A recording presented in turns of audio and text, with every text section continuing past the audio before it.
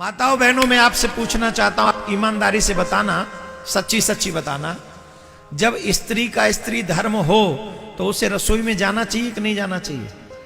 जोर से बोलो। जब स्त्री का स्त्री धर्म हो उसे पूजा करने जाना चाहिए कि नहीं जाना चाहिए? उसे ठाकुर जी की आरती करनी चाहिए कि नहीं करनी चाहिए? जवाब दो, जोर से बोलो। देनी चाहिए, आरती करनी चाहिए, भोग लगाना चाहिए। गांव का बच्चा बच्चा जानता है इस बात को।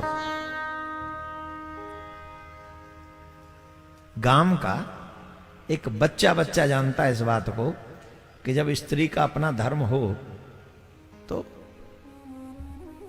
विश्राम करे, पूजा, रसोई, अनुष्ठान इनसे दूर रहे। ये विधान है। अब यहां उदाहरण दिया जाएगा कि द्रौपदी जिस समय रजस्वला थी उस समय भगवान समा गए। अरे ओ, क्या स्थिति थी द्रौपदी की उस समय?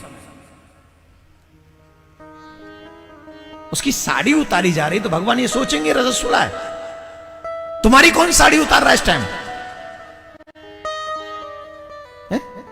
उस समय द्रौपदी की जो कंडीशन है, भगवान है वो तुम्हारी तरह और मेरी तरह नहीं है।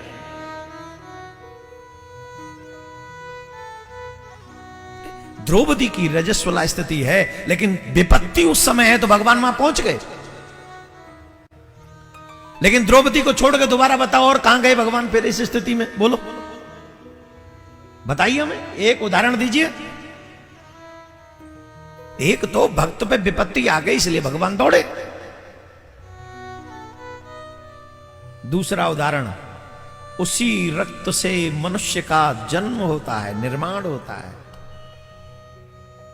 ये प्रकृति का नियम है, मेरा और तुम्हारा नहीं है। जिस प्रकृति ने उस रक्त से मनुष्य का निर्माण किया है, उसी प्रकृति ने ये हमको कहा है, डोंट डू दिस।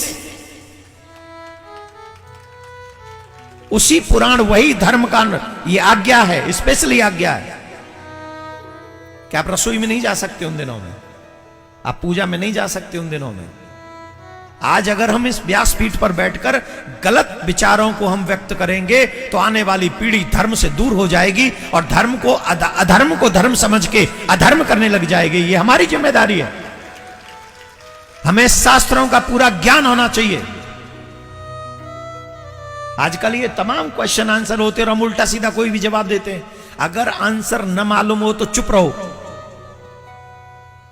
लेकिन अधर्म को धर्म बना के साबित मत करो। इससे बहुत बड़ा फर्क पड़ेगा। आने वाली पीढ़ी समझेगी कि जब ऐसे धर्माचार्य ऐसा बोल रहे हैं तो यही सच होगा। आज इस व्यासपीठ से पूरी जिम्मेदारी के साथ मैं कहता हूं, जिन माता बहनों को यह संदेह हो कि रजस्वला स्थिति में, स्त्री धर्म की स्थिति में हम पूजा पाठ, रसोई इत्यादि कर सकते हैं कि नहीं, तो हमारी व्यासपीठ कहती है नहीं, मीन्स नहीं। चाहे कितने भी संसाधन आ गए हो, चाहे कितनी भी व्यवस्था हो गई हो, उसके बावजूद भी हमारे शास्त्र इसे स्वीकार नहीं करते। हमारे शास्त्र कहते हैं वो 4 दिन 5 दिन आपके रेस्ट के हैं, आप विश्राम कीजिए। ये नेचुरल है। प्रमाण चाहिए? प्रमाण दे दें। उस स्थिति में अगर माताएं बहन तुलसी को जल चढ़ा दें तो बताओ तुलसी का क्या होता है? जोर से बोलो।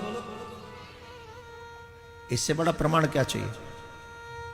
प्रकृति इसका प्रमाण दे रही है। प्रकृति, तुलसी को अगर जल चढ़ा दिया गया उस स्थिति में, तुलसी सूख जाएगी। और तुम व्यासपीठ पर बैठ के ऐसे बोलते हो ना, कदाप नहीं। मेरे हिसाब से पुरुष लोगों को हर रविवार को छुट्टी मिलती है, काम इत्यादि नहीं करते हैं। माता बहनों को दिन सुबह होता है, रात्रि तक होती है, लगी रहती हैं व्यवस्थाएं। तो प्रकृति ने इस समय के बाद उन्हें मां बनने का सौभाग्य दिया।